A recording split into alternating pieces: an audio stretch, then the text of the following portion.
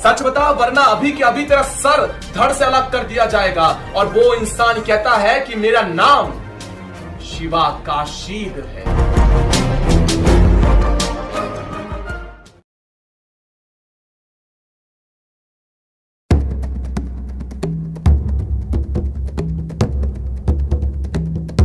जैसे ही सिद्दी जौहर को पता चला कि शिवा और उसके सभी मावड़े एक साथ फरार हो चुके हैं, अपनी 24,000 की मुगलिया सैनिक को एक साथ घोड़खिंड की तरफ आक्रमण करने के लिए धावा बोल देती है। आप यकीन मानिए, इस 24,000 मुगल सैनिक के साथ लड़ने के लिए वहां पर मराठा सैनिक कितने थे? 1,000, 2,000 या 3,000? मेरी इस बात को यकीन मानो, इतिहास के अंदर यह गवाह है कि इन 24,000 सैनिकों के साथ लड़ने के लिए यहां पर घोड़खिंड के अंदर मावड़े मौजूद थे, जिनकी संख्या थी 600। सिर्फ 600 मावड़े इन 24,000 सैनिकों के साथ नंगी तलवार लेकर लड़ते हैं और हमारे इतिहास का थोड़ा सा भी कष्ट नहीं लेते। और हमारे पाठ्य पुस्तकों के अंदर इस घोड़खिंड के रण संग्राम को दर्शाया ही नहीं जाता। हमें सिखाया जाता है कि first world war, second world war, लेकिन कभी यह नहीं बताया जाता कि अपने स्वराज्य को हासिल करने के लिए जो यह महारण संग्राम हुआ था, उस घोड़खिंड के युद्ध को हम भुला देते हैं। सिद्दी जौहर के 24,000 मुगल सैनिकों के हाथों में तलवारें तो थी ही, लेकिन अत्याधुनिक शस्त्र यानी कि बंदूकें भी मौजूद थी। और छत्रपति शिवाजी महाराज के मावड़ों के हाथों में क्या था?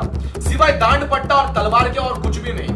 दांड पट्टा वो शस्त्र होता है जो दोनों हाथों में तलवार से आपके 10 फीट तक आगे रहता है, जिसे चलाना यानी कि खुद को मौत से आलिंगन देना होता है, क्योंकि अगर गलती से वो हमारे देह पर लग गया तो गर्दन कट के अलग जगह पे जाकर गिर जाएगा। और उस दांड पट्टा को दोनों हाथों से चलाने वाला एकमेव अद्वितीय योद्धा था, जिनका नाम बाजी प्रभु देशपांडे। बाजी प्रभु देशपांडे घोड़खिंड के अंदर आते हैं और छत्रपति शिवाजी महाराज का हाथ लेकर अपने सर के ऊपर कसम खिलवाते हैं कि राजे, आप यहां से आगे बढ़िए, आपको विशालगढ़ जाना होगा। विशालगढ़ पहुंचते ही आपको तोपों की 5 सलामी देनी होगी, जिससे हमें पता चलेगा कि आप सही सलामत उस विशालगढ़ की तरफ पहुंच चुके हैं। आपको यहां से निकलना ही होगा। छत्रपति शिवाजी महाराज ने जाने से इनकार कर दिया और कहा कि हम अपने योद्धाओं को, अपने मावड़ों को ऐसे पीछे छोड़ के नहीं जा सकते। और बाजी प्रभु देशपांडे कहते हैं कि हम आपको पिता की हैसियत से आज्ञा करते हैं कि आपको यहां से निकलना ही होगा। और छत्रपति शिवाजी महाराज अपने पिता की आज्ञा का पालन ना करे, ऐसा हो ही नहीं सकता। छत्रपति शिवाजी महाराज को उस घोड़खिंड से निकलना पड़ा और 24,000 मुगल सैनिक एक साथ आने लगे। छत्रपति शिवाजी महाराज जाते जाते बस एक बार बोले बाजी, और बाजी प्रभु देशपांडे कहते हैं, राजे आगे बढ़िए। एक भी इस्लामिक आतंकवादी, एक भी मुगल सैनिक इस घोड़खिंड से आगे नहीं जाएगा जब तक ये बाजी खड़ा है।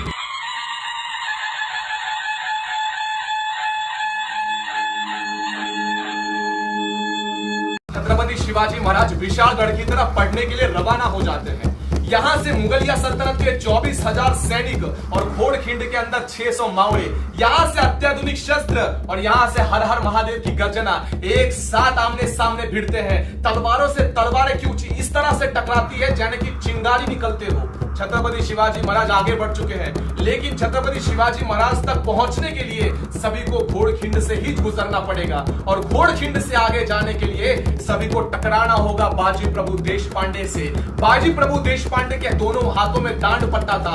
एक मावड़ा 100 के बराबर था और 100 के साथ अकेला लड़ रहा था। 600 मावड़ों के अंदर मानो रुद्र अवतार शामिल हो चुका था। हर हर महादेव की ललकारी कुछ इस तरह से हुई कि वो सिद्दी मसूद और सिद्दी जौहर थर थर कांपने लगे और एक दूसरे से कहने लगे कि अगर ऐसा बाजी प्रभु देशपांडे और 10-15 आ गए तो हम कभी भी इस घोड़खिंड के आगे जा ही नहीं सकते और दक्खन पे राज करने का सपना तो सपना ही रह जाएगा और छत्रपति शिवाजी महाराज को पकड़ने का ख्वाब वो हमारा ख्वाब ही रह जाएगा। अब तक आपने महादेव के पिंड के ऊपर जल का अभिषेक देखा होगा, अब तक आपने महादेव के पिंड के ऊपर दूध का अभिषेक देखा होगा, लेकिन इतिहास के पन्नों में पहली बार ऐसा हुआ जब महादेव का अवतार लेकर बाजी प्रभु देशपांडे ने रक्त का अभिषेक किया हो।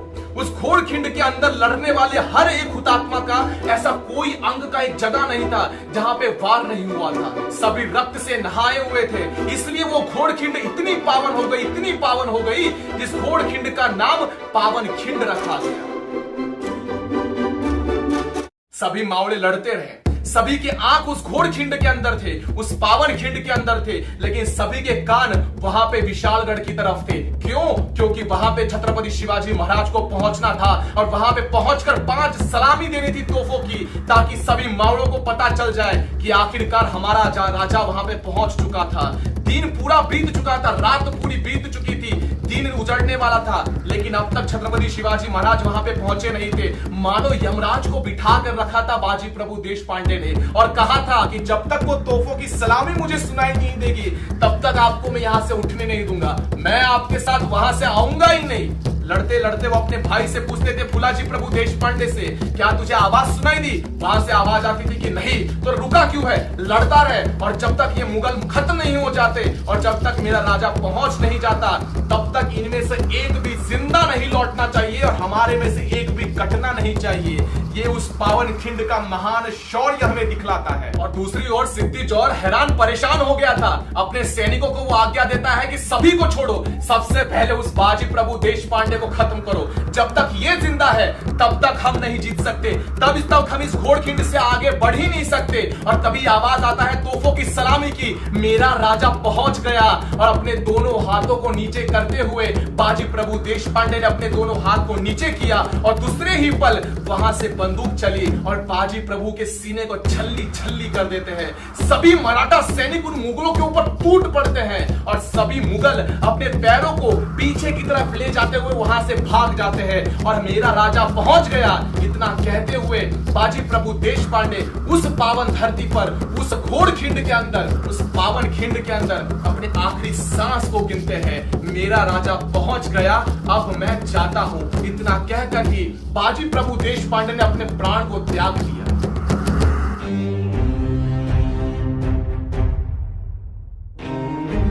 ये कथा थी बाजी प्रभु के शौर्य की, ये कथा थी शिवा काशीद के त्याग की, ये कथा थी आत्मसम्मान की, हमारे स्वराज की। ये स्वराज की ही लड़ाई है जिस लड़ाई में लड़ते लड़ते कई वीर योद्धाओं ने अपने प्राणों की आहुति दे दी, ताकि हम और आप गर्व से कह सके कि हमारे पूर्वजों ने हमारे आत्मरक्षा के लिए, इस स्वराज के लिए अपने प्राणों को तक त्याग दिया, लेकिन कभी भी अपने स्वाभिमान को नहीं बेचा। लेकिन आज उन्हीं के इतिहास को भुलाकर हमने अपने इतिहास को कहीं गटर के अंदर फेंक दिया और हमारे बच्चों तक हमने इतिहास के कुछ पन्ने भी खोलकर नहीं दिखाए, जिसका परिणाम ये हो गया कि आज उसी विशालगढ़ के ऊपर हजारों की तादाद में आपके प्यारे सेक्युलरिज्म का तमाशा यानी कि हजारों मस्जिदें खड़ी कर दी गई है। यही हमारे स्वराज का और हमारे इतिहासकारों की देन हमें है। अगर इस वीडियो से अंदर में कुछ प्रेरणा मिलती है और समझ में आता है कि स्वराज्य को कैसे खड़ा किया गया, तो इस वीडियो को अधिक से अधिक शेयर करिए और गर्व करिए अपने हिंदू होने पर और अपने इतिहास पे। तब तक के लिए जय श्री राम।